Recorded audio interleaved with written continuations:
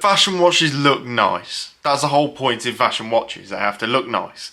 But people don't realise that they're awful.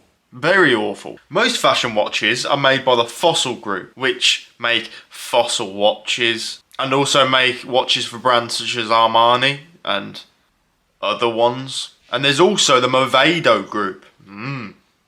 Now, the difference between the Fossil Group and Movado Group is Fossil make their watches in China, whereas Movado make them in Switzerland. So it's not as bad. What do you get in these watches? In the Fossil watches, you usually get cheap Seiko movements, usually retailing at $25.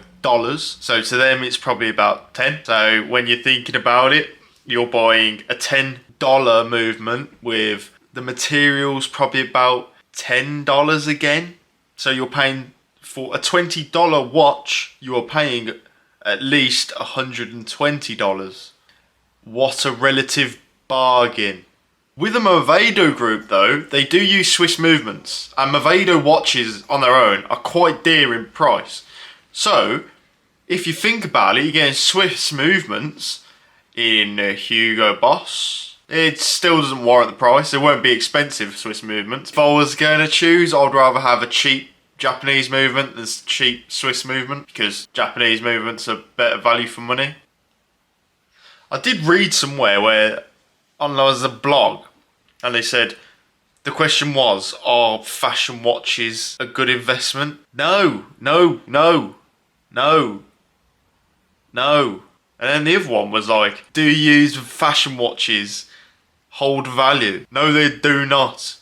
Just look on eBay. Oh my god. They're bad fashion watches like Hugo Boss, Armani, Lacoste.